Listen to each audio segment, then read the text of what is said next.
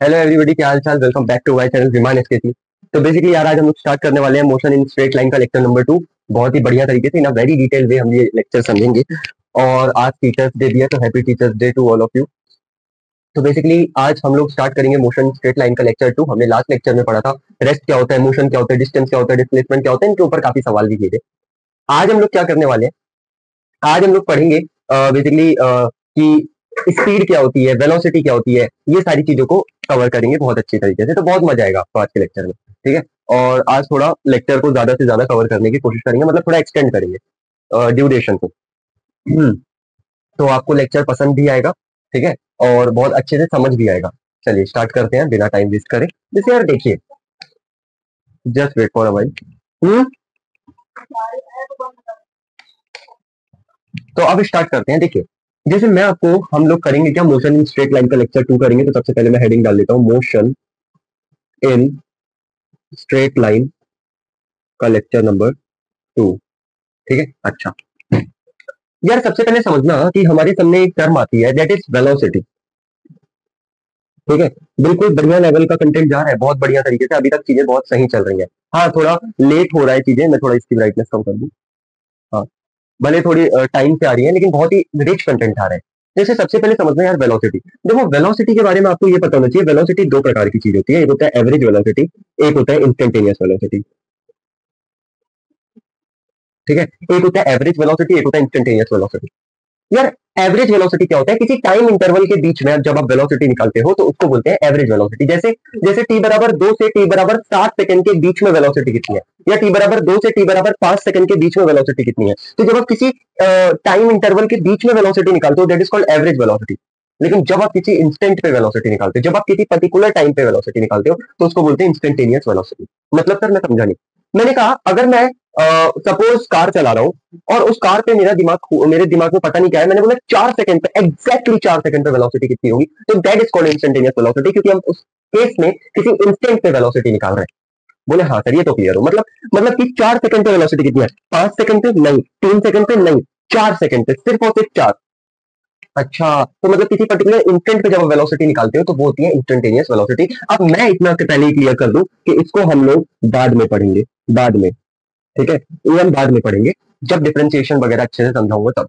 अभी हमारा main focus होना चाहिए एवरेज वेलोसिटी के ऊपर। अभी हमारा मेन फोकस होना चाहिए एवरेज वेलोसिटी के ऊपर। मैंने कहा ठीक है यार। इसके बाद हमारे पास एक टर्म आता है, दैट इज स्पीड।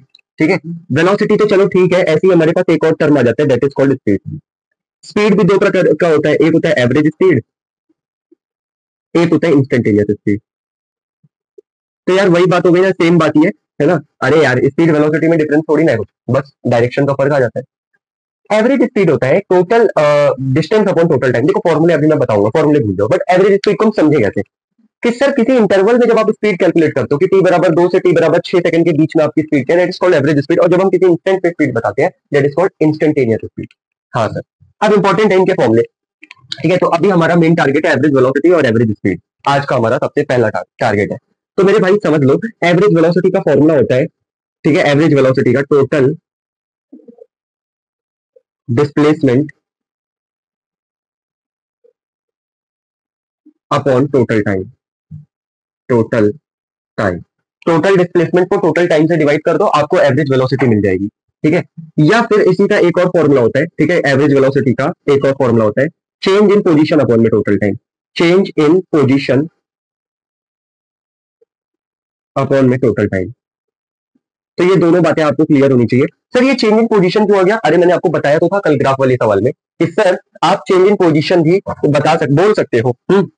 हमने देखा था ना, position versus time graph, displacement versus time graph ही होता था। उसका मतलब कि डिस्प्लेसमेंट को हम चेंज इन पोजीशन भी बोल सकते हैं, और इस चीज को भी हम थोड़ी देर में और अच्छे से समझेंगे।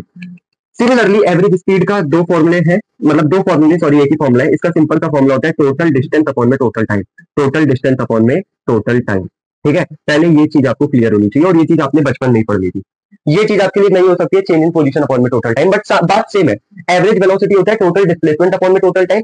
टोटल डिस्प्लेसमेंट को ही हम बोल देते हैं चेंज इन पोजीशन अपॉन में टोटल टाइम। ठीक है, ये चीज आपको क्लियर हो गई हो तो मैं एक सवाल आपको कराता हूँ, आपके फंडे क्लियर हो जाएंगे। ठीक है, जैसे जैसे यहाँ पे सवाल करा देता हूँ। पहले मैं सवाल नोट कर लेता हूँ फिर समझाता हूँ। देखिए ये हमारे पास इस प्रकार से मैंने एक कर्व ले लिया, ठीक है। एक पार्टिकल है वो इनिशियल पोजीशन पे यहाँ है, आई मतलब इनिशियल पोजीशन, दिख तो रहा है ना, हाँ। तो ये उसकी इनिशियल पोजीशन है, वो यहाँ से चलता है चलता है चलता है चलता है और फिर वो वाई एक्सिस पे चलने लगता है, ये ले चला चला और चला, ठीक है। अच्छा, यहाँ की डिस्टेंस उसने सवाल में 3 मीटर दे रखी है, ठीक है। यहाँ की डिस्टेंस उसने सवाल में 2 मीटर दे रखी है, ठीक है। और उसने बोला या फिर 2 नहीं 4 ले लेते हैं, इसको एक काम करते हैं, ठीक है। उसने बोला है 2 सेकंड 3 सेकंड, मतलब यहाँ से यहाँ जाने में उसको टाइम लगा है, where is my green pen, उसको टाइम लगा है 2 सेकंड और यहाँ से यहाँ जाने में उसको टाइम लगा है 3 सेकंड, ठीक है। ये आपको सवाल दिख तो रहा है ना, क्लियर, हाँ दिख रहा है। तो बेसिकली है क्या समझना, ये है पार्टिकल की फाइनल पोजीशन, ठीक है। पार्टिकल इनिशियली यहाँ था, फिर वो 3 मीटर एक्स एक्सिस पे चला और फिर वो 4 मीटर वाई एक्सिस पे चला, तो ये इनिशियल पोजीशन, ये फाइनल। 3 मीटर चलने में 2 सेकंड लगा, 4 मीटर चलने में 3 सेकंड लगा। अब यहाँ 4 पार्ट पूछे गए हैं, 4 पार्ट कौन कौन से पूछे गए हैं सर? मैंने कहा जैसे सबसे पहला वाला पार्ट उसने आपसे पूछा है कि मुझे आप डिस्टेंस बताइए कितना है, और सेकंड पार्ट क्या पूछा है कि मुझे आप डिस्प्लेसमेंट बताइए कितना है। तो आप क्या बोलोगे सर? डिस्टेंस मतलब सच्ची मुच्ची में कितना चले हो आप। तो आप 3 मीटर चले हो एक्स में, 4 मीटर चले हो वाई में, तो डिस्टेंस कितना हो गया? 3 + 4 दैट इज 7।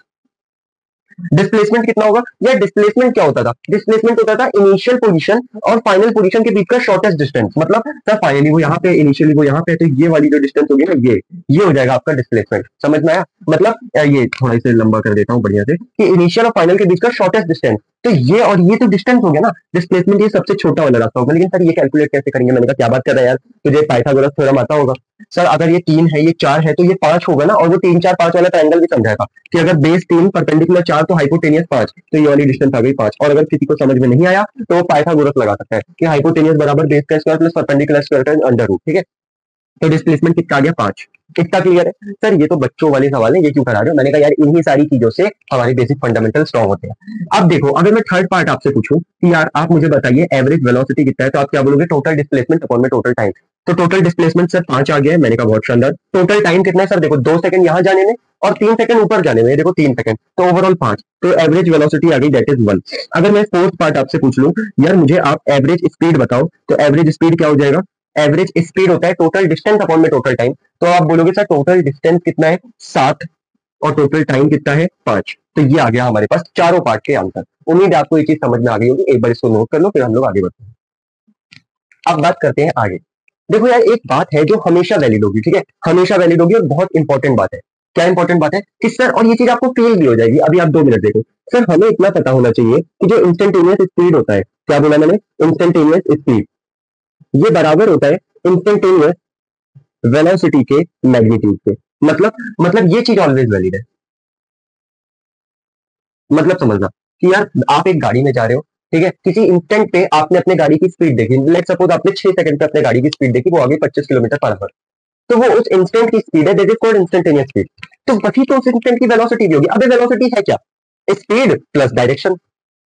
तो अगर तू डायरेक्शन को भूल जा, तो मैग्नीट्यूड पे फोकस कर, तो इंस्टेंटेनियस वेलोसिटी का मैग्नीट्यूड भी तो स्पीड ही देगा। हाँ सर सिंपल सी बात है। तो वही बोल रहा हूँ कि इंस्टेंटेनियस स्पीड जो होता है वो इंस्टेंटेनियस वेलोसिटी के मैग्नीट्यूड के बराबर होता है। मतलब किसी इंस्टेंट पे अगर आपने वेलोसिटी देख ली, किसी इंस्टेंट पे आपको वेलोसिटी पता लग गई, तो उसका मैग्नीट्यूड ही उस इंस्टेंट पे स्पीड होगा। और दूसरी बात, पहली बात ये इंपॉर्टेंट है, दूसरी बात आपको ये पता होनी चाहिए, मैंने कहा क्या, कि सर जो हमारे पास डिस्टेंस होता है ना, मैंने कहा डिस्टेंस और डिस्प्लेसमेंट में क्या रिलेशन है, कि डिस्टेंस या तो डिस्प्लेसमेंट से बड़ा होगा या बराबर होगा। मतलब ये वाला रिलेशन है इनके बीच में। सर ये कैसे आ गया? सर ये तो हमें पता लग गया कैसे आ गया, क्योंकि ये बात आपको ऑलरेडी पता है। मैंने कहा कैसे समझो? यार देख, हमारे पास इस चीज को मैं ज्यादा टाइम नहीं दूंगा, बस 2 मिनट में समझो कि एक पॉइंट यहाँ है, एक पॉइंट यहाँ है। अब एक पॉइंट से दूसरे पॉइंट पे आपको जंप मारना है या फिर जाना है, ठीक है। ये घर है, ये स्कूल है, घर से स्कूल जाना है आपको, ठीक है। तो घर से स्कूल जाने के इनफाइनाइट रास्ते हो सकते हैं, सीधे जाओ, टेढ़ा मेढ़ा करके जाओ। लेकिन एक बात बता, डिस्प्लेसमेंट का तो एक ही रास्ता है ना, बिल्कुल सीधे जाओ। घर से स्कूल बिल्कुल स्ट्रेट जाओगे, वो डिस्प्लेसमेंट होगा, तो ये डिस्प्लेसमेंट होगा। लेकिन डिस्टेंस स्ट्रेट भी हो सकता है, बड़ा वाला रास्ता भी हो सकता है। इसका मतलब डिस्प्लेसमेंट और डिस्टेंस जो होगा उसके काफी सारे रास्ते हैं। डिस्प्लेसमेंट में तो फिक्स है कि एक ही रास्ता होगा, ठीक है। लेकिन डिस्टेंस में क्या है? डिस्टेंस में आप सीधे भी जा सकते हो, ऊबड़ खाबड़ रास्ते से भी जा सकते हो। इसका मतलब कि जो डिस्टेंस होगा वो डिस्प्लेसमेंट से बड़ा भी हो सकता है और बराबर भी हो सकता है। अगर दोनों पार्टिकल स्ट्रेट लाइन में मूव करेंगे, तो यानी कि डिस्टेंस और डिस्प्लेसमेंट बराबर होगा। कि ये रहा घर, ये रहा स्कूल, घर से स्कूल बंदा ऐसे गया और बंदा ऐसे गया है, तो ऐसे केस में वो बिल्कुल स्ट्रेट मूव किया ना, तो उसका डिस्टेंस और डिस्प्लेसमेंट क्या हो जाएगा भाई? बराबर हो जाएगा। तो उम्मीद है आपको ये चीज पता लग गई होगी, और ये चीज बहुत बच्चों वाली है, तो मैं इसको उतना टाइम भी नहीं देना पसंद करूंगा। अगर आपको ये बात समझ में आ गई कि डिस्टेंस जो होता है सर वो डिस्प्लेसमेंट से बड़ा होता है या बराबर होता है, तो अगली बात क्या होती है, अगली बात होती है कि सर जो एवरेज स्पीड होता है ना, हाँ, वो भी ग्रेटर देन या इक्वल होगा एवरेज वेलोसिटी के। तो ये बात भी है इंपॉर्टेंट। क्या बोला आपने, एवरेज स्पीड एवरेज वेलोसिटी के एवरेज वेलोसिटी के मैग्नीट्यूड से यहाँ डिस्प्लेसमेंट का भी मैग्नीट्यूड आएगा, इनके मैग्नीट्यूड से बड़ा या बराबर होगा, ठीक है।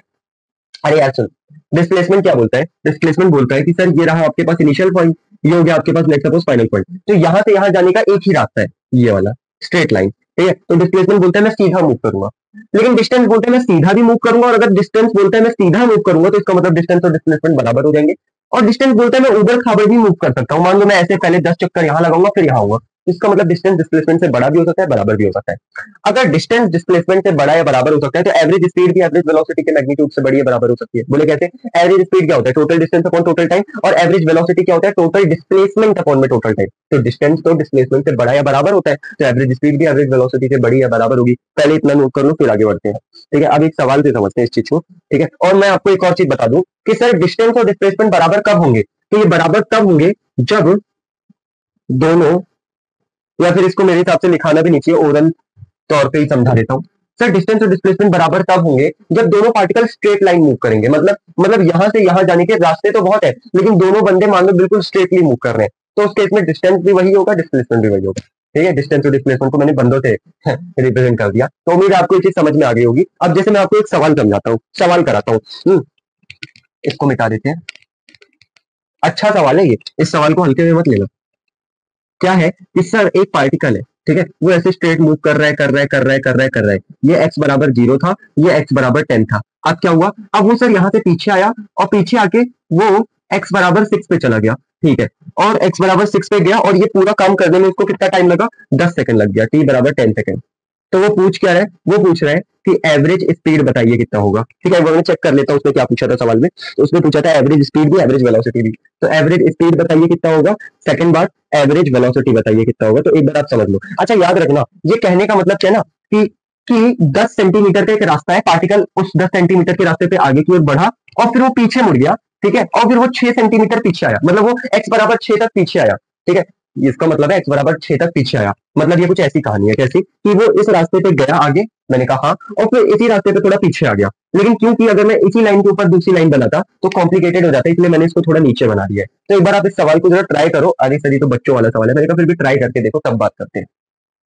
तो अब देखिए, जैसे सर सेकंड वाला पार्ट पहले मैं कर लेता हूँ। सेकंड वाला पार्ट बोल रहा है एवरेज वेलोसिटी बताना है, तो एवरेज वेलोसिटी होता है टोटल डिस्प्लेसमेंट अपॉन में टोटल टाइम। क्या होता है, मैं पहले फॉर्मूला लिख लेता हूँ, टोटल डिस्प्लेसमेंट अपॉन में टोटल टाइम, टोटल टाइम। तो सर उस हिसाब से डिस्प्लेसमेंट कितना है, सर डिस्प्लेसमेंट होता है final position minus initial position. Final वो x बराबर 6 पे था, इनिशियल वो x बराबर 0 पे था, तो फाइनल हो गया 6, इनिशियल हो गया 0, तो 6 माइनस 0। टोटल टाइम सर आने जाने में टोटल उसको 10 सेकंड लग गया है ना, ये यहाँ से यहाँ गई फिर थोड़ा पीछे आई, टोटल उसको कितना टाइम लगा, 10 सेकंड, तो 10, यानी कि टोटल डिस्प्लेसमेंट हो गया हमारे पास 3/5, ठीक है। ये हो गया हमारे पास एवरेज वेलोसिटी। एवरेज वेलोसिटी कितना आ गया, 3/5।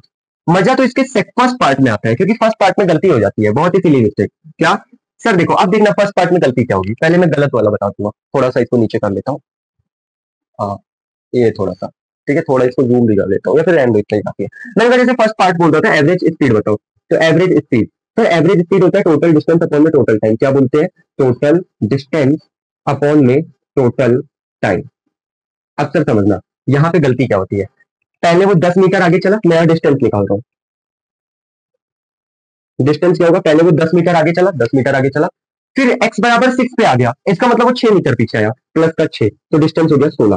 हो सकता है आप में से बहुत सारे लोगों ने डिस्टेंस 16 कैलकुलेट किया हो, जो कि गलत है। पहले रीजन समझो, क्या हमने क्या सोचा, टोटल डिस्टेंस सर देखो x बराबर 0 पे था, x बराबर 10 पे गया तो 10 प्लस हो गया, फिर वो x बराबर 6 पे है, मतलब वो 6 पीछे आ गया, तो 10 प्लस 6 16, तो टोटल डिस्टेंस हो गया 16, टोटल डिस्टेंस हो गया 16, और टोटल टाइम हो गया 10। तो जिसने भी ये किया उसका आंसर गलत है, क्यों, क्योंकि ये चीज गलत है, आपने डिस्टेंस गलत निकाली है डिस्टेंस गलत निकाली है। मैंने कहा डिस्टेंस गलत कैसे निकाली है, मैंने कहा यार बहुत सिंपल सी बात है, देख अब मैं बताता हूँ इसका सही आंसर क्या है, गौर से समझो। आप 10 मीटर आगे चले, मैंने कहा ठीक है 10 प्लस हो गया प्लस, अब आप देखो 10 मीटर आगे चलने के बाद आप थोड़ा पीछे आए हो और आप x बराबर 6 पे हो। अच्छा, इसका मतलब ये नहीं है कि आप 6 मीटर पीछे पे गए हो, इसका मतलब है आपकी पोजीशन ओरिजिन के रिस्पेक्ट में x बराबर 6 पे है। ओके, इसका मतलब अगर ये x बराबर 0 है तो x बराबर 1 2 3 4 5 और ये 6 होगा। मतलब ओरिजिन के रिस्पेक्ट में आप x बराबर 6 पे हो, तो यानी कि पीछे से तो आप x बराबर 4 पे होगे ना यार। और एक बात बताया क्या कि अगर अगर ये है x बराबर 0, ठीक है, ये x बराबर 0 है, तो ये वाला पॉइंट मैं बोल दूं लेट्स सपोज x बराबर 10 है, ठीक है, ये x बराबर 0, ये x बराबर 10, ये वाला पॉइंट अगर मैं बोल रहा हूँ x बराबर 6 है, तो ये 6 पीछे से होगा या फिर आगे से होगा? है सर आगे से होगा, पीछे से थोड़ी ना होगा, समझे? ओरिजिन से 1 2 3 4 5 और ये 6, यानी कि ये ओरिजिन से दूरी होती है, ये जो भी डिस्टेंस होती है ना ओरिजिन से होती है। अब जैसे 10 मीटर, ये 10 मीटर ओरिजिन से, ओरिजिन से इसकी दूरी 10 मीटर है, 6 का मतलब ओरिजिन से इसकी दूरी 6 मीटर है। उम्मीद है अब आपको क्लियर हो गया होगा। तो सर इसका मतलब ये वाली दूरी 6 मीटर है। मैंने कहा हाँ, अगर ये वाली दूरी 6 मीटर है तो ये वाली दूरी तो 4 मीटर होगी ना। हाँ, तो टोटल डिस्टेंस 4 आ जाएगा ना। हाँ, टोटल डिस्टेंस कितना आएगा? 10 आगे गया और फिर पीछे इतना आया, और ये कितना हो गया? 4, 10 प्लस 4, बट टोटल टाइम कितना हो जाएगा? 10 सेकेंड। तो ये हो जाएगा 14/10, ठीक है, तो ये 1.4 आ गया। तो उम्मीद है आपको ये चीज समझ में आ गई होगी, ठीक है। तो इस चीज को मैं एक बार दोबारा से बता देता हूँ। देखो, पार्टिकल x बराबर 10 पे गया तो आपने 10 प्लस कर दिया डिस्टेंस निकालने के लिए। फिर पार्टिकल x बराबर 6 पे आ गया, तो ये x बराबर 6 ओरिजिन से है, ठीक है, तो ओरिजिन से अगर ये दूरी 10 मीटर है, ये दूरी 6 मीटर है, तो अगर ये 10 है ये 6 है तो ये 4 होगा ना। एक बात बता, 10 मीटर का डंडा है, इतना टुकड़ा 6 मीटर है, तो बचा हुआ टुकड़ा 4 मीटर होगा ना। तो ये वाली दूरी 4 आ गई, तो आपने इस प्रकार से जोड़ा जाड़ी करके अपने आंसर को ले आए, ठीक है। उम्मीद है आपको समझ में आ गया होगा, ठीक है। तो अब हम बढ़ते हैं आगे, ठीक है। ये हेडिंग नहीं दिखती लेकिन बाहर में जाए, हमें हेडिंग से क्या मतलब, पहले आप इतना नोट कर लो। तो यार अब आपके सामने ना एक सवाल है। ये सवाल क्या बोल रहा है कि एक पार्टिकल है सर जो यूनिफॉर्म सर्कुलर मोशन परफॉर्म कर रहा है कांस्टेंट स्पीड v के साथ, जिसका टाइम पीरियड हमें t दे रखा है, मतलब एक कंप्लीट चक्कर लगाने में जो टाइम मिल रहा है, एंटी क्लॉकवाइज वो मूव कर रहा है। एंटी क्लॉकवाइज मतलब समझ रहे हो ना कि वो इस डायरेक्शन में मूव कर रहा है, इस प्रकार से। मैंने कहा ठीक है। तो वो बोल रहे हैं ए से बी के लिए आप एवरेज स्पीड और एवरेज वेलोसिटी बताओ, और ए से सी के लिए बताओ, ए से डी के लिए बताओ। तो मेरे हिसाब से ये सवाल आप 2 मिनट में कर सकते हो। कैसे समझो सर? ए से बी अगर मैं एवरेज स्पीड की बात करूं तो एवरेज स्पीड होता है टोटल डिस्टेंस अपॉन में टोटल टाइम। ये जो सर्कल है अगर मैं बोल दूं इसका रेडियस r है, तो टोटल डिस्टेंस कितनी हो जाएगी इसकी? 2πr। लेकिन अगर आप बात करते हो सर ए से बी तक की डिस्टेंस कितनी होगी? ए से बी मतलब आप सिर्फ इतने डिस्टेंस के बारे में बात कर रहे हो, इतने डिस्टेंस के बारे में। तो सर ये डिस्टेंस तो सिंपल है, मैंने कहा पूरा सर्कल जो है उसकी डिस्टेंस है 2πr। तो ये तो सर्कल का 1/4 पार्ट है ना, 4 टुकड़ों में से एक टुकड़ा। ये अगर सर्कल को 4 बराबर टुकड़ों में आप डिवाइड करते हो तो ये उसमें का एक टुकड़ा है। मैंने कहा हाँ, तो इसको एक काम कर लो ना, अगर पूरी डिस्टेंस है सर 2πr, मैंने कहा हाँ, तो 1/4 डिस्टेंस कितनी होगी? तो इसको मल्टीप्लाई कर दो 1/4 से, खत्म। अरे यार ये चीज तो यार बच्चों वाली चीज है ना। आप जेई वेई की तैयारी कर रहे हो नीट की और आपको ये नहीं आ रहा। अरे यार पूरा सर्कल अगर 2πr डिस्टेंस कंटेन कर रहा है, मैंने कहा हाँ पूरा सर्कल का डिस्टेंस है 2πr, तो 1/4 टुकड़े का, अच्छा 1/4 टुकड़ा क्या होता है? मैंने कहा एक रोटी को 4 बराबर टुकड़ों में तोड़ दे, तो वो जो एक टुकड़ा होगा ना, एक पीस होगा ना उन 4 बराबर टुकड़ों में से, वो होगा 1/4 टुकड़ा। आपने इस सर्कल को 4 बराबर रीजन में काटा है, तो उसमें से ये वाले रीजन की डिस्टेंस पता करनी है। तो पूरा अगर सर्कल 2πr डिस्टेंस का है, पूरे सर्कल की सर्कमफ्रेंस 2πr है, तो इतने पार्ट की सर्कमफ्रेंस कितनी होगी? तो ये तो 1/4 पार्ट है, यानी कि 2πr/4 होगी। तो यानी कि ये वाली डिस्टेंस आ जाएगी 2πr/4, और 2πr/4 कितना हो जाता है? 2 से 4 कटेगा तो πr/2। तो यहाँ पे टोटल डिस्टेंस आ गया πr/2 बटे टोटल टाइम, क्योंकि एवरेज स्पीड होता है टोटल डिस्टेंस बटे टोटल टाइम। टोटल टाइम कितना हो जाएगा सर? मैंने कहा यार टाइम में तो तुझे घबराना ही नहीं चाहिए। टाइम क्या होगा सर? अगर पूरा सर्कल कंप्लीट करने में, ठीक है, पूरा एक चक्कर कंप्लीट करने में टाइम लगता है t, तो 1/4 टुकड़े को कवर करने में टाइम लगेगा t/4, खत्म। t/4, ठीक है, t/4। अब आप इसको थोड़ा सा सिंप्लीफाई कर लो। मैंने कहा कैसे? t यहीं पे छोड़ दो सर, देखो t यहाँ ऐसे होगा ना, ये टी इधर आ जाएगा, 4 ऊपर आ जाएगा। यहाँ पे हो सकता है किसी को कंफ्यूजन हुई हो, एक बार मैं दोबारा बता देता हूँ, तो मुझे लग रहा है कंफ्यूजन हुई होगी। देखो सर इतने रीजन का डिस्टेंस कितना होगा? एवरेज स्पीड होता है टोटल डिस्टेंस अपॉन में टोटल टाइम। तो ये वाला डिस्टेंस कितना होगा? मैंने कहा ये वाला डिस्टेंस, अगर पूरा सर्कल है 2πr डिस्टेंस का, तो 1/4 टुकड़ा कितने डिस्टेंस का होगा? 2πr/4। तो ये आ जाएगा 2πr/4, तो 2πr/4 हो जाता है πr/2। तो यानी कि ये वाली डिस्टेंस आ गई πr/2। मैंने कहा अब पूरा सर्कल कंप्लीट करने में, एक पूरा चक्कर कंप्लीट करने में टाइम लगता है t, तो 1/4 डिस्टेंस कवर करने में टाइम लगेगा t/4। तो यहाँ पे आ जाएगा t, और 4 अपॉन में था वो ऊपर चला गया है ना। अरे यार total distance upon total time, तो टाइम तो नीचे आएगा ना, तो टाइम नीचे आ गया, लेकिन टाइम फ्रैक्शन में था t/4, तो अपॉन वाली चीज ऊपर चली गई। उम्मीद है ये चीज क्लियर हो गई होगी। अब 2 को इस 4 से काट दो तो ये आ जाएगा हमारे पास 2πr अपॉन में t, पहले का आंसर। उम्मीद है ये आंसर आपका मैच कर गया होगा। अब अगर मैं बात करूं ए से सी तक की कहानी बताओ, ठीक है, एक काम करता हूं, पहले ए से डी वाले को मिटा देता हूं, पहले इतना ही सॉल्व कर लेता हूं। ए से सी की बात करते हैं, तो आप क्या बोलोगे सर? ए से सी मतलब कि अब आप इस वाली डिस्टेंस की बात कर रहे हो, ये वाली डिस्टेंस, ये पूरी डिस्टेंस। मैंने कहा ठीक है। तो सर देखो अगर आप एवरेज स्पीड बोलोगे तो एवरेज स्पीड होता है total distance upon total time. अब सर ये तो बहुत बेसिक हो गया कि अगर पूरा सर्कल का डिस्टेंस है 2 पाई आर, तो अगर आप सिर्फ इतने टुकड़े को पकड़ रहे हो तो ये तो आधा सर्कल है, और आधे सर्कल का डिस्टेंस कितना होगा 2 पाई आर/2 अपॉन में 2 कर दो, यानी कि पाई आर आ गया। तो ये वाली डिस्टेंस आ गई पाई आर, टोटल डिस्टेंस हो गया। टोटल टाइम कितना हो जाएगा मेरे भाई? अरे सर देखो पूरा सर्कल 2 पाई आर है ना, तो आधा सर्कल पाई आर होगा। अब टोटल टाइम क्या होगा? पूरे सर्कल में एक चक्कर लगाने में टाइम लगता है टी, तो आधे सर्कल में कितना लगेगा? टी/2, खत्म। टी/2। सर 2 पर चला गया तो सर ये भी 2 पाई आर/टी आ गया, ये भी 2 पाई आर/टी आ गया। सर कहना क्या चाह रहे हो? अरे दोनों 2 पाई आर/टी आएगा, अभी समझाऊंगा। अब बात करते हैं, ए से बी हो गया, ए से सी हो गया, तीसरा क्या था? ए से डी। ए से डी, ए से डी, ठीक है। थोड़ा सा इसको नीचे कर लेता हूँ, हाँ ओके अब सही है। ए से डी की क्या कहानी है? सर मुझे क्या लग रहा है ना कि अब ए से डी तक की डिस्टेंस आपको बतानी है। मैंने कहा अब सर समझो, समझना। सर पूरा सर्कल का डिस्टेंस कितना है? 2 पाई आर, 2 पाई आर, ठीक है। पूरे सर्कल की डिस्टेंस 2 पाई आर है। सर हमें ये वाली डिस्टेंस बताइए कितनी है। मैंने कहा कौन सी डिस्टेंस? सर ये वाली डिस्टेंस। तो सर मुझे क्या लग रहा है ना, ये डिस्टेंस कितनी होगी? अरे सर ये तो आपने 4 टुकड़ों में डिवाइड किया एक सर्कल को, तो ये तो 3/4 पार्ट है। क्या? ये तो 3/4 पार्ट है। सर ये क्या लिख दिया आपने? मैंने कहा ये कुछ नहीं लिखा है, मैंने सिंपल लिखा है कि एक सर्कल का पूरा डिस्टेंस हो गया 2 पाई आर। बोले हाँ सर 2 पाई आर हो गया। अरे ये तो समझे ना, एक सर्कल का पूरा डिस्टेंस हो गया, कंप्लीट सर्कल का डिस्टेंस हो गया 2 पाई आर।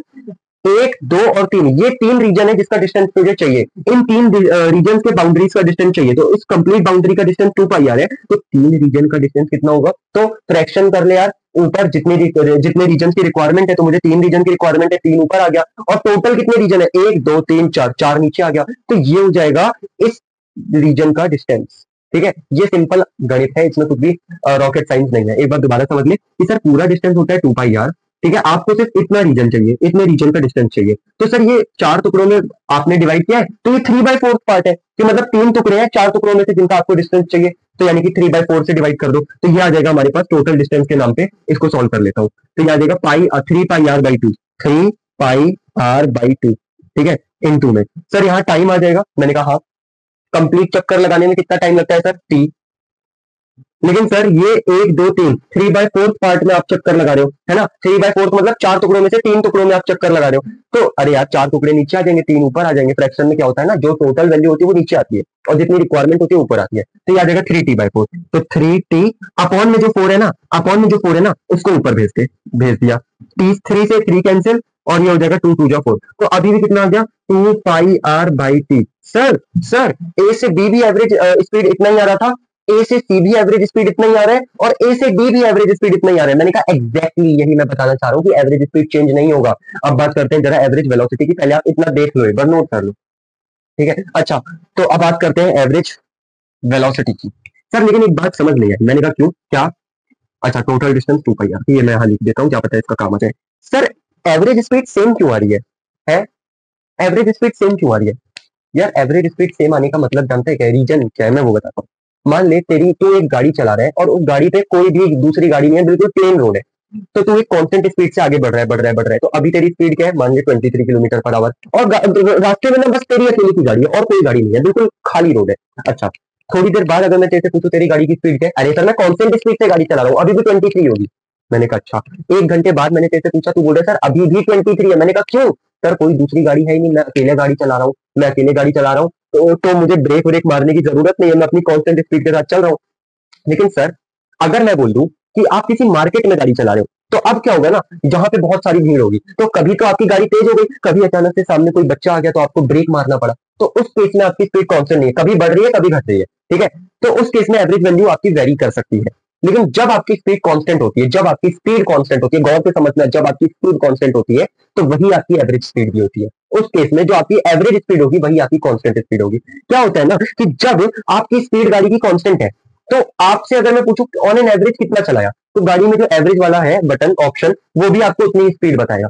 मतलब आपको एक चीज पता होनी चाहिए कि जो कांस्टेंट वैल्यू होती है वही एवरेज वैल्यू होती है, अगर स्पीड चेंज नहीं हो रही है, ठीक है। आपकी गाड़ी की स्पीड कांस्टेंट है तो वही उसकी एवरेज भी होगी, ठीक है। जैसे जैसे फॉर एग्जांपल मैं इसको एक प्रैक्टिकल एग्जांपल से समझाता हूँ कि अगर मैंने आपसे बोला आप 40 किलोमीटर पर आवर की स्पीड से गाड़ी चला रहे हो, कांस्टेंट बिल्कुल खाली रोड है, तो आप इससे ही चला रहे हो, इससे कम नहीं कर रहे हो, स्पीड इससे ज्यादा नहीं कर रहे हो, तो आपकी जो एवरेज होगी ना वो भी 43 किलोमीटर पर आवर की ही निकलेगी। तो यहाँ पे क्या है, क्योंकि सर्कुलर मोशन यूनिफॉर्म कांस्टेंट हो रहा है कांस्टेंट स्पीड के साथ, तो ये वर्ड बड़ा इंपॉर्टेंट है। सर्कुलर मोशन कांस्टेंट होने का मतलब ये होता है मेरे भाई कि आपकी सर्कुलर मोशन की स्पीड कांस्टेंट है, तो एवरेज स्पीड भी वही आएगी जो आ जाएगी शुरुआत वाली। तो इसका मतलब आपको इतनी मेहनत करने की जरूरत ही नहीं थी, ठीक है, इतनी मेहनत करने की जरूरत ही नहीं थी। आपको इतना पता लग गया कांस्टेंट स्पीड है, तो आपके दिमाग में ये चमकना चाहिए कांस्टेंट स्पीड का मतलब है एवरेज वैल्यू सेम आएगी सर। क्या? क्योंकि स्पीड कांस्टेंट है तो वही उसकी एवरेज स्पीड हो जाएगी। तो उस केस में आप एक की एवरेज स्पीड निकालते, बाकी सब में वही छाप देते। अगर वो ए से डी तक भी बोलता तो भी वही आ जाता, ठीक है। तो इसमें बिल्कुल घबराना मत। अब बात करते हैं एवरेज वेलोसिटी की। तो एवरेज वेलोसिटी देखते हैं। जैसे देखिए पहला वाला सवाल क्या बोल रहा है, पहला वाला सवाल बोल रहा है एवरेज वेलोसिटी बताइए ए से बी तक, है ना, ये ए से बी तक के लिए एवरेज वेलोसिटी बताइए।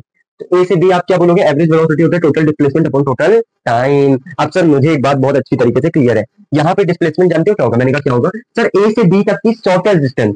तो ए से बी तक की शॉर्टेस्ट डिस्टेंस क्या आपको चमक रही है कि वो ये होगी, है ना, एक बिल्कुल स्ट्रेट लाइन खींच दो ए से बी तक को ज्वाइन करने वाली। सॉरी वो थोड़ी रिकॉर्डिंग रुक गई थी और ये वाले सारे पार्ट मैंने डिस्कस कर दिए थे, ठीक है। एक बार मैं इनको दोबारा से बता देता हूँ आपको आपको अच्छी तरीके से एक बार दोबारा समझा देता हूँ। आई गेस सब कुछ बाकी तो ठीक है। थोड़ा सा ब्राइटनेस कम। चलिए देखिए, जैसे पहला वाला सवाल था ए से बी तक एवरेज वेलोसिटी बताओ, तो एवरेज वेलोसिटी पहले मैं इसको मिटा देता हूँ। तो ए से बी तक एवरेज वेलोसिटी बतानी थी। एवरेज वेलोसिटी होता है टोटल डिस्टेंस अपॉन में total time, sorry total displacement upon में टोटल टाइम, ठीक है। तो ए से बी तक की अगर मैं बात करूं ये वाली दूरी, तो टोटल डिस्प्लेसमेंट क्या होगा सर, आपने बताया था डिस्प्लेसमेंट होता है ए और बी को ज्वाइन करने वाली शॉर्टेस्ट डिस्टेंस। तो सर ए से बी तक अगर आप सिर्फ यहां से लेकर यहां तक गए हो, तो सबसे छोटी डिस्टेंस होगी इनके बीच की ये वाली जो मैंने स्ट्रेट लाइन एक खींची है ना, ए से बी को ज्वाइन करने वाली बिल्कुल सीधी रेखा, वही तो डिस्प्लेसमेंट हो जाएगी इस केस में। मैंने कहा ये कितनी होगी डिस्टेंस, तो देखो ये आर है रेडियस, ये भी आर है रेडियस, तो आपको बेस पता है, परपेंडिकुलर पता है, तो हाइपोटेनियस कितना हो जाएगा आर रूट टू। तो हमारे पास डिस्प्लेसमेंट आ गया आर रूट टू बटे टोटल टाइम कितना होगा सर, अगर एक कंप्लीट चक्कर लगाने में टाइम लग रहा है टी, तो ये वाली जो दूरी है ये तो 1/4 डिस्टेंस है ना, तो 1/4 डिस्टेंस को कवर करने में कितना टाइम लगेगा, टी इंटू 1/4 का टाइम लगेगा, यानी कि t/4 का टाइम लगेगा। तो 4 ऊपर चला गया, तो आंसर आ गया हमारे पास 4√2 RT, 4√2R/T। तो ये हो गया पहले वाले का आंसर। दूसरा क्या है, ए से सी तक बताओ एवरेज वेलोसिटी। तो यार ए से सी तक की अगर मैं बात करूं, थोड़ा सा ब्राइटनेस कम कर दिया यार, 2 मिनट हो जा। हाँ हाँ अब हुआ। ए से सी तक की अगर मैं बात करूं यार, ए से सी तक टोटल डिस्प्लेसमेंट कितना है सर, टोटल डिस्प्लेसमेंट सर ए और सी को ज्वाइन करने वाली शॉर्टेस्ट डिस्टेंस, ये हो गया हमारा डिस्प्लेसमेंट। ये कितना होगा आर और आर 2R, तो यानी कि 2R। और सर टाइम कितना लगेगा सर, टाइम तो उतना ही लगेगा ना जितना पहले लग रहा था, पहले भी t/2 टाइम लग रहा था, पूरी चक्कर लगाने में t, तो आधा चक्कर लगाने में t/2, तो 2 ऊपर चला जाएगा, तो ये आ जाएगा 4R/t। मैंने कहा ठीक है सर। अब अगर मैं तीसरे वाले पार्ट के बारे में बात करूं, तीसरा पार्ट बोल रहा है ए से लेकर डी तक मुझे आप बताओ एवरेज वेलोसिटी, ठीक है, ए से लेकर डी तक। तो आप क्या बोलोगे सर, ए से डी तक का जो सबसे छोटा डिस्टेंस है, ए और डी को ज्वाइन करने वाली लाइन बताएगी, ये रही। तो ये वाली डिस्टेंस कितनी है ना, ये डी पॉइंट है ये, तो इनको ज्वाइन करने वाली सबसे छोटी डिस्टेंस हमें इनको ज्वाइन करने वाली लाइन हमें यहाँ का डिस्प्लेसमेंट बताएगी। तो सर ये आर है ना, ये आर है, ये भी आर है, तो ये कितना होगा R√2, तो यानी कि हमारे पास डिस्प्लेसमेंट आ गया R√2 बट टोटल टाइम क्या होगा सर, कंप्लीट चक्कर लगाने में टाइम लग रहा है t, और ये वाली जो दूरी है, ये वाली दूरी, ये कितना है सर, 3/4 है ना, टोटल 4 टुकड़े, उसमें से तीसरा टुकड़ा है, तो 3t/4 आ जाएगा, 3t/4, 4 ऊपर चला गया, तो ये कितना आ गया, ये आ गया 4√2R, 4√2R अपॉन में 3t। तो ये आ गया हमारे पास इस वाले सवाल का आंसर, मतलब हमने सॉल्व कर लिया। तो एवरेज वेलोसिटी ये रही, ठीक है। अब मैं आपको क्या बता रहा था, मैं आपको ये बता रहा था कुछ इंपॉर्टेंट बात। यह इंपॉर्टेंट बात क्या है ना, कि एक बात याद रखना, अगर स्पीड कांस्टेंट होगी ना, तो वही वहां की एवरेज स्पीड भी होगी। मतलब अगर कोई बंदा, अगर मान लो मैं कोई गाड़ी चला रहा हूँ 50 किलोमीटर पर आवर से, और मैं अपनी स्पीड को नहीं बदल रहा, अब ऐसा प्रैक्टिकली पॉसिबल नहीं है, क्योंकि जब हम रोड पे या कहीं भीड़ भाड़ वाले इलाके में गाड़ी चलाते हैं, तो कभी हम अपनी स्पीड को तेज कर लेते हैं और कभी हम जरूरत के हिसाब से ट्रैफिक को देखकर अपनी स्पीड धीमे भी कर लेते हैं। लेकिन मान लो कोई ऐसा ग्राउंड है जहां पे कोई नहीं है मेरे अलावा, और मैं 50 किलोमीटर पर आवर से अपनी गाड़ी चला रहा हूँ, तो उस केस में जो मेरी स्पीड होगी वो भी 50 किलोमीटर पर आवर। उस केस में जो मेरी एवरेज स्पीड निकलेगी ना, वो भी 50 किलोमीटर पर आवर ही होगी। क्यों? क्योंकि मैं कांस्टेंट स्पीड से मूव कर रहा हूँ। तो अगर आप कभी भी कांस्टेंट स्पीड से मूव करते हो तो वही आपकी एवरेज स्पीड होती है। लेकिन इंपॉर्टेंट बात एक और है यहाँ पे, क्या? कि आपकी इंस्टेंटेनियस स्पीड भी उतनी ही होगी, है ना। 50 किलोमीटर से तू गाड़ी चला रहा है, तू अपनी स्पीड कभी चेंज ही नहीं कर रहा। मैंने बोला भाई इंस्टेंटेनियस स्पीड, इस सेकंड पे तेरी स्पीड क्या है सर? 50। अगले सेकंड पे क्या है? 50। क्यों? क्योंकि स्पीड तो कांस्टेंट है, स्पीड तो बदल ही नहीं रही है। अरे भाई, आप स्पीड तो अपनी बदल ही नहीं रहे हो ना, स्पीड तो आपकी अभी भी कांस्टेंट है। तो इसका मतलब किसी भी इंस्टेंट पर आपकी स्पीड 50 ही रहेगी, किसी भी इंस्टेंट पे आपकी वेलोसिटी भी 50 ही रहेगी। इसका मतलब अगर स्पीड कांस्टेंट है तो इंस्टेंटेनियस स्पीड जो होगा वो भी आपका सेम ही आएगा, इंस्टेंटेनियस वेलोसिटी का मैग्नीट्यूड भी आपका सेम ही आएगा, और एवरेज स्पीड भी आपका सेम ही आएगा। ओके, मतलब अगर मेरी स्पीड कांस्टेंट है तो मेरी एवरेज वैल्यू जो होगी और मेरी इंस्टेंटेनियस वैल्यू जो होगी वो सेम होगी। मतलब मेरी एवरेज स्पीड सेम होगी, मेरी इंस्टेंटेनियस स्पीड भी सेम होगी, अगर मेरी स्पीड कांस्टेंट है तो। ये बात थी जो मुझे आपको बतानी थी। उम्मीद है आपको समझ आ गया होगा। अब आगे बढ़ते हैं। तो यार अब हम लोग आते हैं अपने नेक्स्ट आर्टिकल पे। नेक्स्ट आर्टिकल है ग्राफ वाले सवालों से कैसे डील किया जाता है। जैसे ये आपके सामने क्वेश्चन मैंने लिखा है, क्या बोल रही है कि a particle is moving on X axis such that, ये एच टी मतलब सच दैट का शॉर्टकट है, X coordinate with respect to time changes. एक पार्टिकल है वो मूव कर रहा है एक्स एक्सिस से, ठीक है। यहाँ वाई एक्सिस में यहाँ मैं एक्स से रिप्रेजेंट कर देता हूँ, यहाँ टाइम। तो वो एक्स एक्सिस में मूव कर रहा है कुछ इस प्रकार से कि एक्स वर्सेस टाइम का आपको उसका ग्राफ दे रखा है कि जैसे जैसे टाइम बढ़ रहा है तो उसकी पोजीशन भी एक्स एक्सिस में चेंज हो रही है। मैंने कहा ठीक है क्या कि ये जीरो पे था पार्टिकल, फिर पार्टिकल ने 2 सेकंड बाद, ठीक है, 2 सेकंड बाद वो x बराबर 10 पे है, फिर 3 सेकंड बाद वो x बराबर 5 पे है, 4 सेकंड बाद, ठीक है, वो x बराबर 0 पे आ गया। ये ग्राफ है बेसिकली। तो आपसे बोला t बराबर 0 से t बराबर 4 में एवरेज वेलोसिटी बताओ। अब समझना है, एवरेज वेलोसिटी होता है टोटल डिस्प्लेसमेंट अपॉन में टोटल टाइम। तो अगर मैं बात करूं t बराबर 0 से t बराबर 2, इस टाइम इंटरवल में एवरेज वेलोसिटी क्या होगी, तो ये करने का तरीका क्या है वो समझो। टोटल डिस्प्लेसमेंट बटे टोटल टाइम आपको करना है। अच्छा सर, 0 से 2 तक डिस्प्लेसमेंट कितना होगा? मैंने कहा ये बढ़िया सवाल है कि 0 से 2 तक डिस्प्लेसमेंट आप इजीली कैलकुलेट कर सकते हो। इसको मैंने आपको क्या बताया था, एवरेज वेलोसिटी होता है टोटल डिस्प्लेसमेंट अपॉन में टोटल टाइम, या फिर मैंने आपको सिखाया था ये होता है चेंज इन पोजीशन अपॉन में टोटल टाइम। तो मान लो 2 सेकंड में उसकी पोजीशन है एक्स फाइनल, ठीक है, क्या है पोजीशन? X final. और शुरुआत में उसकी पोजीशन थी एक्स इनिशियल। तो x final minus x initial बटे डेल्टा टी मतलब T2 minus T1, T2 minus T1, ये हो जाएगा मेरा एवरेज वेलोसिटी। अगर मैं इसको सॉल्व करूं तो फाइनल पोजीशन क्या है? 2 सेकंड पे उसकी पोजीशन है सर एक्स बराबर 10। कैसे? देखो ना सर, 2 सेकंड पे उसकी पोजीशन एक्स बराबर 10 पे दिख रही है। मैंने कहा हाँ, माइनस इनिशियल पोजीशन क्या है सर? इनिशियली वो ओरिजिन पे था, है ना, ओरिजिन से ही ग्राफ स्टार्ट हुआ है, तो इनिशियली वो ओरिजिन पे था, तो ये 0 हो गई। बट अगर मैं T2 माइनस T1 करूं तो फाइनल टाइम हो गया 2, इनिशियल टाइम हो गया 0, तो ये आ गया हमारे पास 5। तो ये आ गई बंदे की क्या? Average velocity. एक बार मुझे लगता है ना ये चीज मैं दोबारा बता देता हूँ। देखो, इस चीज को एक बार आप दोबारा समझ लो, मैं आपको बता देता हूँ। देखो, एवरेज वेलोसिटी होता है चेंज इन पोजीशन वेक्टर बटे total time. Change in position मतलब final position minus initial position बटे टोटल टाइम। तो फाइनल पोजीशन देखो, 0 से 2 तक उसने आपसे एवरेज वेलोसिटी पूछी, तो 2 सेकंड पे जो आपकी पोजीशन है वो फाइनल पोजीशन है, और शुरुआत में 0 सेकंड पे जो आपकी पोजीशन है वो इनिशियल पोजीशन है। तो 2 सेकंड पे आप x बराबर 10 पे थे, तो x फाइनल आ गया 10, माइनस 0 सेकंड पे आप जस्ट स्टार्ट हुए थे मूव होना, तो आपकी पोजीशन थी x बराबर 0 पे, बट ये टोटल टाइम हो गया 2 माइनस 1, T2 माइनस T1। तो ये हो गया हमारे सामने एवरेज वेलोसिटी। तो अगर आपको ये चीज समझ में आया तो मेरे हिसाब से अगर मैं सेकंड पार्ट आपसे पूछ लूं, क्या कि t बराबर 0 से t बराबर 3 सेकंड पे आप मुझे एवरेज वेलोसिटी बताओ, तो आप उम्मीद आप कैलकुलेट कर लोगे कि सर एवरेज वेलोसिटी अभी आपने सीखा है चेंज इन पोजीशन बटे टोटल टाइम होता है। आपने क्या सीखा है? एवरेज वेलोसिटी होता है चेंज इन पोजीशन बटे टोटल टाइम। 2 मिनट यार, ठीक है। इसको थोड़ा सा तो एवरेज वेलोसिटी अभी आपने सीखा है चेंज इन पोजीशन बटे टोटल टाइम होता है। इसको ब्राइटनेस बढ़ा देता हूँ। हाँ, तो सर देखो, चेंज इन पोजीशन बटे टोटल टाइम, तो यानी कि x final minus x initial बटे टोटल टाइम। टोटल टाइम यानी कि डेल्टा टी यानी कि T2 माइनस T1। तो सर 3 सेकंड पे आपकी पोजीशन क्या, देखो 3 सेकंड पे आपकी पोजीशन है x बराबर 5 पे, तो यानी कि 5 आ गया माइनस। शुरुआत में 0 पे आपकी पोजीशन 0 पे ही थी, क्यों, क्योंकि 0 सेकंड पे ग्राफ जस्ट स्टार्ट हुआ है, इसका मतलब 0 पे t बराबर 0 पे x भी 0 है। बटे टोटल टाइम, टोटल टाइम कितना हो जाएगा, 0 से 3 सेकंड के बारे में बात करें ना, तो इनके बीच का गैप कितना है, 3 माइनस 0 दैट इज 3।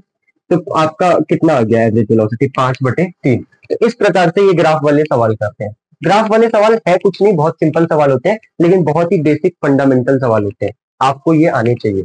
अगर आपको ये आते हैं सवाल, तो आप आगे बहुत अच्छी तरीके से चीजों को समझ लोगे, मैनेज कर लोगे। यार देख अभी ना, अगर मैं आपसे बोल दूं, जैसे ये पहला वाला सवाल है, 0 से 2 सेकंड में एवरेज वेलोसिटी बताओ, तो आप बता दोगे, ठीक है। एवरेज वेलोसिटी होता है final position minus initial position बटे डेल्टा टी, यानी कि x final minus x initial बटे डेल्टा टी।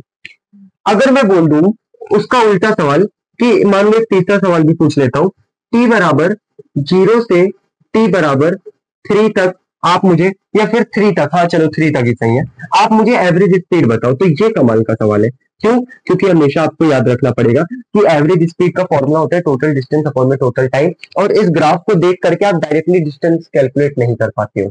मतलब इसमें हो सकता है आप कर लो, जैसे इस वाले में तो आराम से हो जाएगा, लेकिन वैसे बहुत मुश्किल हो जाता है डिस्टेंस कैलकुलेट करना। तो आपको एक पॉइंट याद रहना है, हमेशा जीवन में ये पॉइंट मत भूलना, कि जब भी आपको एवरेज स्पीड पूछे, तो आपको रास्ता कैलकुलेट करना पड़ेगा। क्या, कि एवरेज स्पीड होता है total distance upon total time. तो अगर एवरेज स्पीड निकालना है, तो पहले आपको डिस्टेंस बताना पड़ेगा, डिस्टेंस का रास्ता बनाना पड़ेगा, रास्ता कैलकुलेट करना पड़ेगा। वो कैसे करेंगे, मैंने कहा बहुत सिंपल तरीके से। कैसे समझना, इस चीज को आप ऐसे समझो, मैं इतने पार्ट में समझाने की कोशिश करता हूं, ठीक है। कि आप पहले x बराबर 0 पे थे, ठीक है, आपकी पोजीशन क्या थी, x बराबर 0 t बराबर 0 पे। तो पहले आप मान लो यहाँ पे थे, x बराबर 0 पे थे, ठीक है।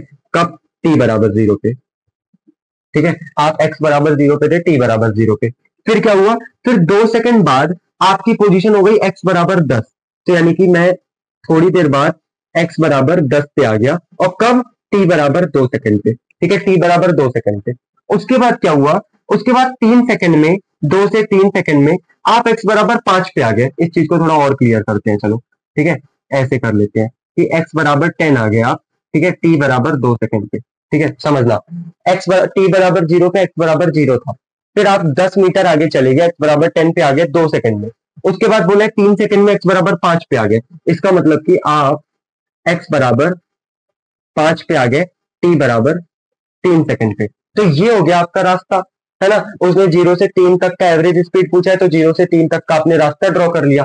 तो आप क्या बोलोगे, टोटल डिस्टेंस क्या है, सर देखो ये डिस्टेंस हो गया हमारे पास 10 प्लस वो पीछे आई, तो ओरिजिन से अगर ये वाली दूरी 5 है, तो ये दूरी भी 5 ही होगी, क्योंकि टोटल डिस्टेंस 10 है। तो ये 10 आगे गई, 5 पीछे आई, बट ये टोटल टाइम कितना हो गया, आने जाने में 3 सेकंड लग गया। तो ये आ गया हमारे पास 15/3 दैट इज 5। तो एवरेज स्पीड कितना आ गया, 5। तो उम्मीद है ये वाला सवाल आपको समझ में आ गया होगा, ठीक है। इस प्रकार से एवरेज स्पीड कभी भी पूछे, तो आप रास्ता क्रिएट करोगे, रास्ता ड्रॉ करोगे। तो ये था हमारे पास आज का सवाल, और उसके बाद कुछ बातें हैं जो कि मैं सोचता हूँ अब डायरेक्ट नेक्स्ट लेक्चर से स्टार्ट करें, क्योंकि अब नेक्स्ट लेक्चर में हम ऐसे ही ग्राफ के बहुत सारे सवाल करेंगे, ग्राफ को बहुत ही डेप्थ में समझेंगे। तो उम्मीद है आपको आज की वीडियो पसंद आई हो, पसंद आई हो लाइक कर देना, सब्सक्राइब कर देना। बहुत अच्छी तरीके से आपको कंटेंट मिल रहा है, बहुत अच्छी तरीके से आपको समझा रहे हैं। ऑल दो मेरा प्लान था कि आज और भी ज्यादा पढ़ाने का, ठीक है, इससे भी ज्यादा मैं प्लान करके आया था, इससे भी ज्यादा प्रिपेयर करके आया था, लेकिन मुझे ऐसा लगा कि यार इतना दे देता हूँ, इससे ज्यादा दूंगा तो फिर वो हो सकता है थोड़ा सा ज्यादा हो जाए, इसको थोड़ा ऊपर कर लेते हैं, ठीक है। तो आज के लिए इतना काफी है, और बस आज का लेक्चर आप ढंग से देखना, रिवाइज करना, और वीडियो पसंद आई तो लाइक वाइक कर देना, ठीक है। आपसे बाद में मिलते हैं, बाय बाय, ठीक है, लव यू ऑल, बाय।